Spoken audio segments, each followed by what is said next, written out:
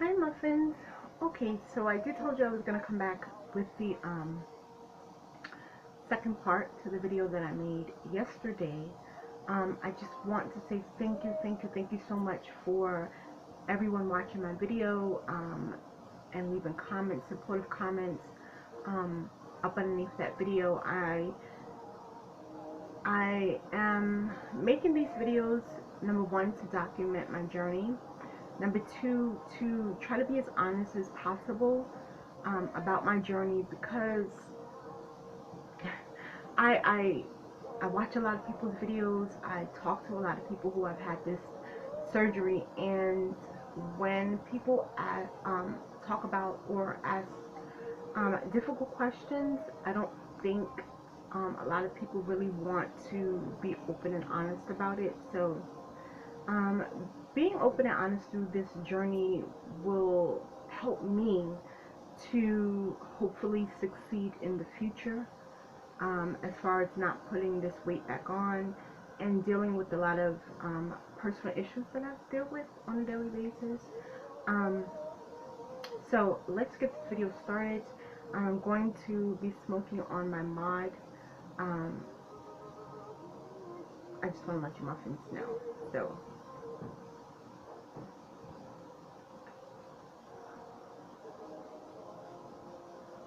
okay. So my last topic, I talked about perception through this journey, and this is going to kind of fall into that same type of category, but I'm going to expand just a little bit more. Um, I always like to start with my weight and the date that I had surgery. I had surgery at Montefiore Hospital in New York City on December the 31st, 2014. My highest weight, recorded highest weight, is 262. I started out a size 22 to 24. I am currently 154. I actually lost a pound since yesterday, and a total loss of weight this week, it's about 9 to 10 pounds. Um, I'm really surprised that I'm still losing a year out. It could be because I really don't eat that much, and I have other. I want to talk about transfer addictions. Um,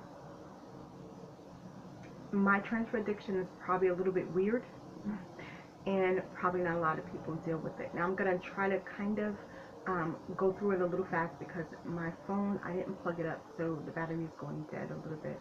Um, Please, if you have any questions, please leave them below. If you want a private inbox me, you can inbox me and I will definitely get back to you.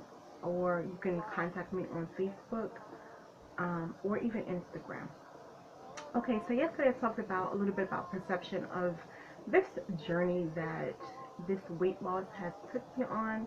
I'm going to talk about the history of my relationship with food. Starting off, I do have family members who watch my video. No way by me opening up and discussing certain things am I trying to embarrass them or put their business out on blast. This is my personal journey, and I hope people are really open-minded and supportive of it. I'm not putting a bad light on my childhood. I'm not putting a bad light on the wonderful woman who has raised me. Um, I'm not putting a bad light on my sisters or brothers. And I say brothers because I grew up around stepbrothers. Okay, so when I first learned that I had an eating disorder, or a bad relationship with food, was growing up. I didn't have a lot of food. Um,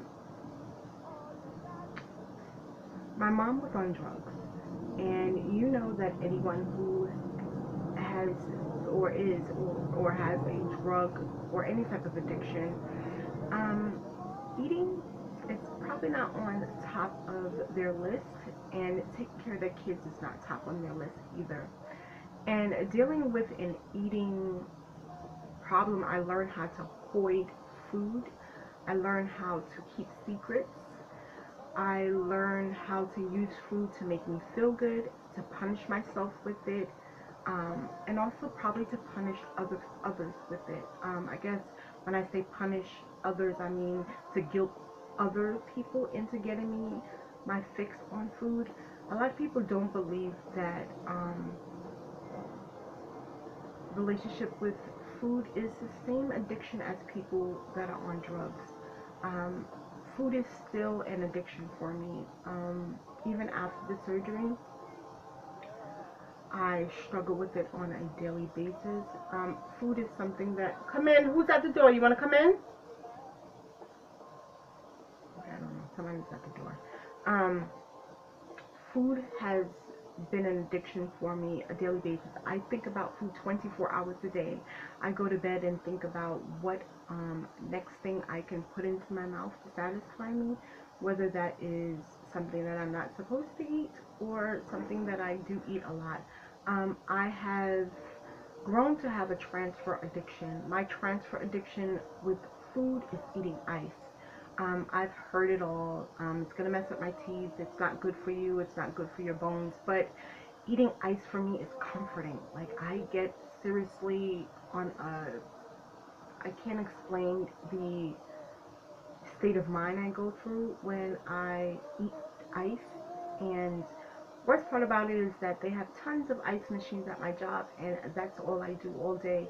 That can contribute to a lot of the weight loss because I eat ice all the time and I don't really eat anything else. The good part about it is that it cleared up my skin. I'm able to get my liquids in. The bad part about it is I obsess over it. When I say I obsess over it, I obsess over it. My eating addiction started when I was younger because we didn't have food. My mom was on drugs, so whatever little bit of food that we had, we basically rationed it out between 4 people, and that could have been a pack of oodles and noodles, well, back then, which was 10 cents back then, and feeding a family of 4. And at that time, I had children. My twin sister had children, so it carried on from there. I grew up in foster home. I've been in foster home. Come in. Who's standing at the door?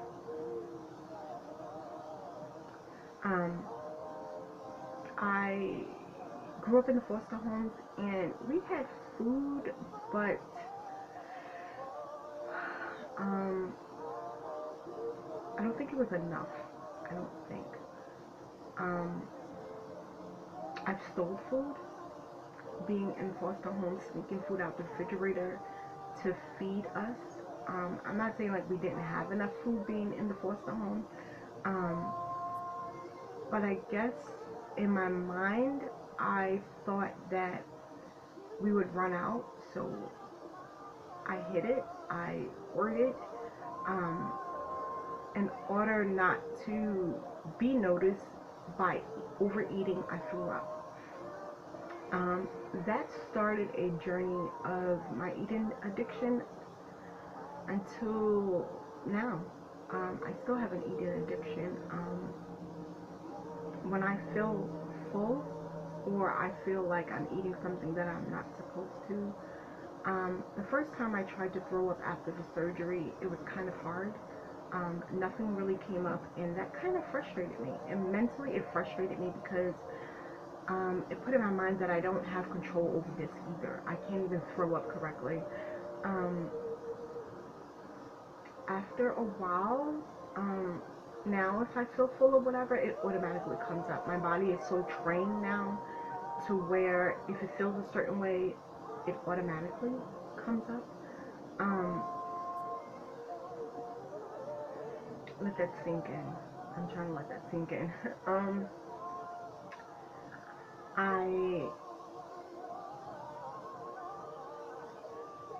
I didn't have enough food growing up, and we used to collect cans to buy a pack of oodles and noodles, which was 10 cents, because my mom sold the food stamps. She sold the food stamps, and she spent the cash money that the government gave her on drugs. Me and my twin sister did try to report her one time, and it didn't work. They didn't believe us. I don't know why. I don't know why. So with that, I already had in the frame of mind that food is something that I always had to keep around me. Having a lot of food in my home or around me made me feel important. It made me feel accomplished as a mother. To know that my children would not go hungry. Now, I'm not saying that we don't struggle in here, because we do sometimes. It's a lot feeding a large family, but I've learned how to budget, and that was something that I wasn't used to doing, was budgeting. When I first was able to buy a whole deep freezer full of food, I was so excited. I stood in my kitchen for hours, opening the freezer, closing the freezer, going into the cabinets, reorganizing stuff. It just gave me such a sense of satisfaction. I felt amazing. I felt accomplished. I felt important. I felt satisfied. I felt like I finally done something right for my children, was to have food in the house.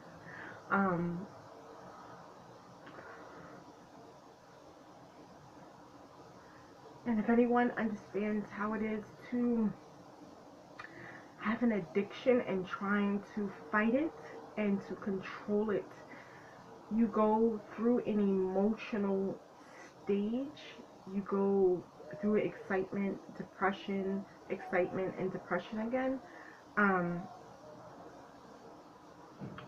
and then also growing up, I was raised from the age of 15 until probably, when did I leave home? I think I was 18 or 19, maybe a little bit older than that. I left home. Before then, before I went to live with the twins' grandmother, me and my twin sister went to another foster home, and that place was horrible. Um, we didn't have a lot of food. We got picked on a lot because we were living in a predominantly middle-class neighborhood around a lot of rich black people, and they focus a lot on weight, the status of their living, and we hid food for a very long time there also. My relationship with food is unhealthy. It's unhealthy even to this day. I don't have control over it. I am doing better with it, but I don't have control over it at all. Um,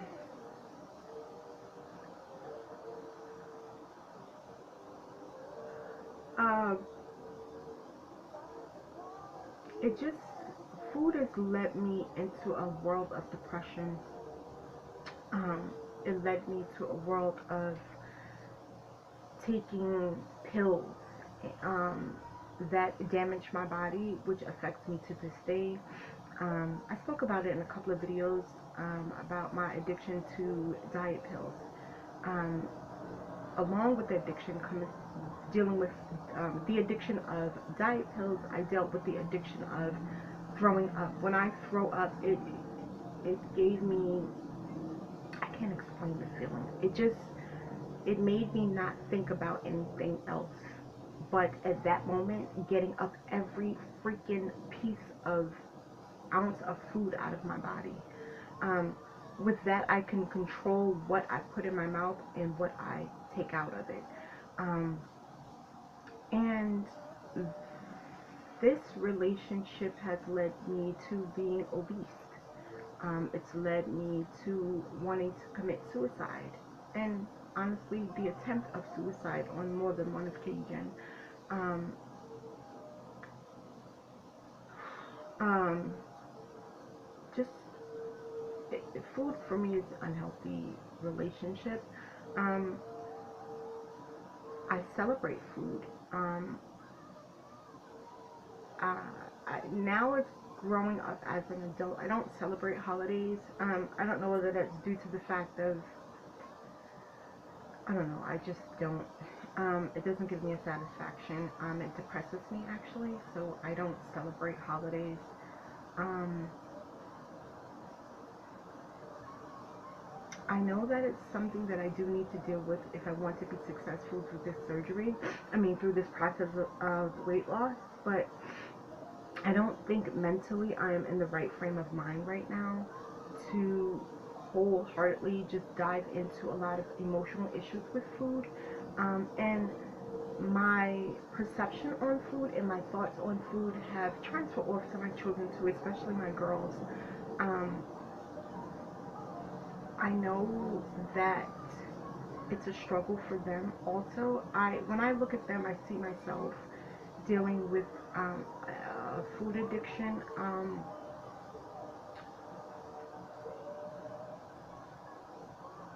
We're obsessed with weight in here.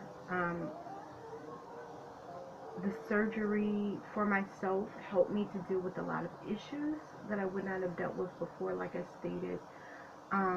But it's an up and down situation with all of us in here. Again, I stated, like, we don't buy junk food and stuff in here a lot. So I think now what we do is focus more on the other side of the food addiction, and dealing with food is talking about it a lot. I talk about it a lot with my daughter. A lot of issues that I have, because my daughter is my best friend, we discuss a lot of things. And I was talking to her the other day about my relationship with food now.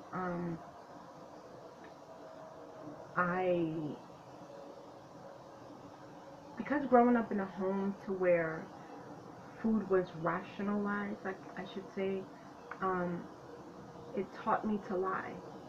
It taught me to lie about what I ate, what I couldn't eat, what I did eat. It led me to a path of stealing food. I've never stole food like out of a supermarket. I've never did that, but when I say stealing food, I mean taking it out of the refrigerator without permission. And when I did that and got caught, there was consequences behind it. Not physical consequences. I didn't get beat over it or anything like that, but emotionally it was. My nickname growing up was, me and my sisters, mine was Bertha Butt, suck a lip, because I suck my bottom lip, and we were called fat. I developed pretty quickly growing up, so I had a big butt, I had boobs, I had a small waist, I had really, really long hair, so I was put into a grown-up situations with my body, and being exploited with my body. Growing up, I used my body to get what I wanted. And in that aspect, as far as dating older people, older men, they took care of me. And that's something that I was taught from a very young age from my mother. And my relationship with food helped me deal with being molested a couple of times by family members. Once by my mother's partner, another time by my uncle, and other family members, female and male.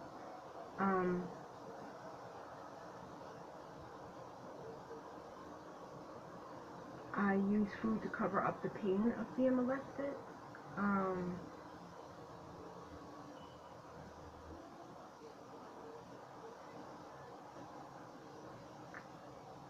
Yeah, it's an issue that I haven't dealt with. In my mind, I'm like, I'm older now, so it doesn't affect me, but it does. It does. It affects me a lot, and that taught me to protect my children, to be overprotective. I never allowed them to spend a night out or all of that type of stuff. Now they do, because they're older now, so I can't stop them from going out to spend a night. But I am very obsessed when they do go out, because I want to know where you are, what time I take down a whole bunch of information, which parents should do anyway. But my eating addiction led to me smoking cigarettes, because if I couldn't eat a lot, so I smoked cigarettes to not eat a lot, or to fill that hunger feeling that I had when we didn't have food. on an emotional level, I need to deal with it, but right now I'm not ready to deal with it. I'm just not ready. I don't think that God has me on that path yet, because that's going to be a hurtful topic, and I'm going to have to open up a lot of things that I kept secret for a very long time. Of course, my brothers and sisters know about it, but a lot of other people don't, and I don't want to put people on blast in this video, so I'm not going to go too far in depth into that growing up, that part of my life growing up. Transfer addiction. Once again, I said that I spoke about eating ice. I eat about an equivalent of 4 to 5 bags of ice a day. It's a satisfaction to me. I like the taste of it. I like the crunch of it. I like that I can control how much water I put into an ice tray. It's an addiction for me. I know that it's something that I need to stop doing because it's not good for my teeth, but it's an addiction, and I can't for the life of me stop it right now. So along with another addiction that I've been dealing with that I kind of slowed down, was me buying a lot of makeup. Now I'm buying a lot of products to fix my home.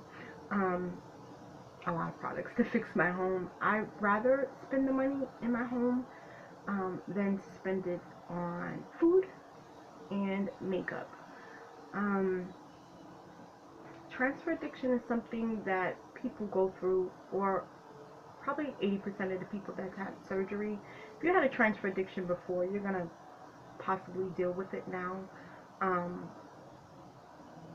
This is a transfer addiction. I went from cigarettes to smoking on this. I spend a lot of money on juices and e-juices and mods. It keeps me from smoking cigarettes, and it also keeps me from eating. Ice does the same thing. It keeps me from smoking cigarettes and eating. It keeps me from shopping online. It keeps me from doing a lot of things that I'm not supposed to do. So I transfer my emotions and feelings into eating ice and into smoking these mods. Transfer addiction. I talked a little bit about alcohol. I never was really one to drink a lot. I can drink, but I don't drink a lot. But I did state that I did have like 2 drinks this week. But that type of drug is not something that's genetically in me. But I do believe in genetic genes, in which I have a genetic gene. I know that anything that I pick up as a addiction, it's going to go above and beyond this ice, spending money, credit cards, controlling my weight. It's just something that was passed along to me from my mother and her mother and her mother and her mother. That's something that we discuss openly in here. And also dealing with an addiction led me, when I was younger, led me, I don't know if it was a sexual addiction, but being with people comforted me.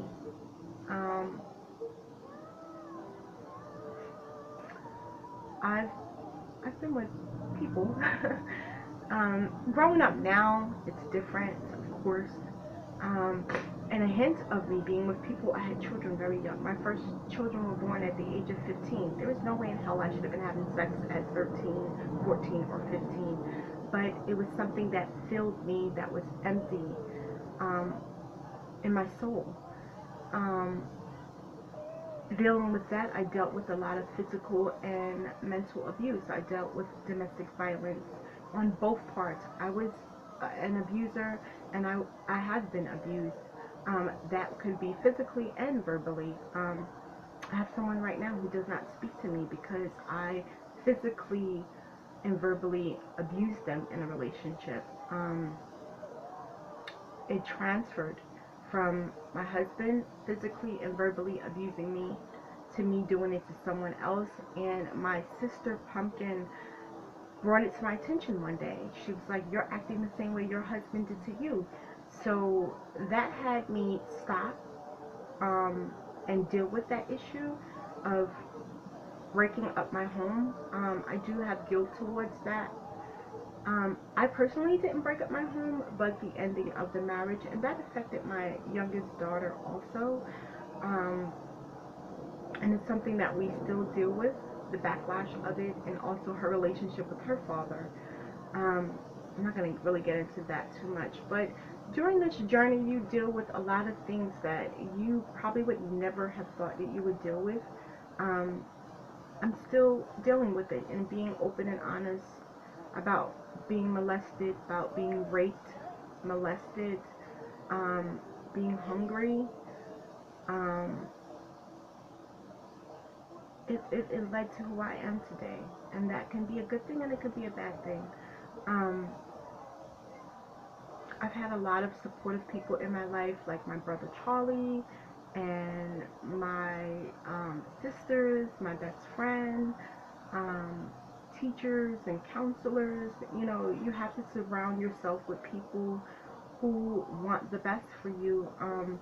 I always tell this story, always tell this story, that the reason why I graduated from school to get my GED, I had my GED, was because of my brother Charlie, who sat down with me one day outside and gave it to me raw. And to this day, I give him so much credit for guiding me into graduating. And I look at my twin sister and my baby sister now and my older brother now, and even my children who have graduated from college, and I really want to do that. As much as I hate school, and I hate school because I'm not comfortable, I guess, with the environment and also with the math and stuff. I suck in school. But I look at my children and it's something that I want to do. I want a better life for myself. I'm 40 now, and I'm hitting the later part of my life, and I just want better. I can speak a lot more on my eating addiction, but I don't want to ramble and not be organized with it. So if you have any stories or questions, please leave them below, and I will talk about it in another video. Probably not the next couple of videos. I'm gonna have to back up because I have to deal with the emotional backlash, personal, not from You Muffins, but personally from myself, because I'm opening up and I don't like feeling vulnerable at all. I don't like feeling vulnerable, and talking about things like this makes me feel vulnerable. It makes me feel empty, and usually when I feel empty, I gravitate to things that I'm not supposed to, which is food, and I don't want to do that. So I'm going to have to internalize this emotionally and let it go. So that's what this is. Another thing I want to talk about, Muffins, I washed my hair today, and my edges are growing back so well. I did not retwist my hair. This is the first time that I've done my hair, and I only retwisted, well, I did retwist it. I just retwisted it with oil and water, and I really do like it a lot. It isn't tight. It's actually more fuller because my roots are not flat. I really do love my hair like this. And I think I'm going to just keep doing it like this. Not one hair popped off when I washed my hair and I oiled it. Not one strand came off. So I'm really happy with that. So this is probably something that I will continue to do. Okay, Muffins, so you know that each video I'm going to tell you in the future that I'm going to do a body shot as best as possible. Excuse the fact I don't have on a bra, and you probably don't even notice because I don't have boobies. I actually have to wear 2 bras now just to keep them up because I don't have any. So I have on a pair of black sweats. I just threw these on, and I have on a top. So I'm going to stand up. I'm going to let you Muffins look and see what I look like. I'm hoping that you don't see the mess in the background. That's why I had bought this thing, so you wouldn't see it. And I'm going to be in the process of cleaning my room. I bought a whole bunch of stuff to change my room around. Okay, Muffins, so I don't have on a bra, so I told you, Muffins, my boobies hit here. Sorry about that. And I have on a pair of medium sweats, which I probably could get into a small. This is what my body looks like. I'm going to come up in this chair and show you, Muffins, of what I look like. I will show you that my hair has grown a lot. I did a little while ago cut off about 4 inches of my hair, which I'm loving it. It's easier to manage. Let me see if I can come down a little, and you can see that I do have loose skin, but it doesn't bother me. Let me take this video and I'm going to show you what I look like. a little bit up close and down the bottom. You can see I don't have a waist trainer on, so you're gonna see all types of stuff. Not a waist trainer, muffins. I don't use a waist trainer. I mean like the thing that you use to wrap around your back when you are lifting heavy people and stuff. So this is what I look like, muffins. I am 154 pounds. And that's it, muffins.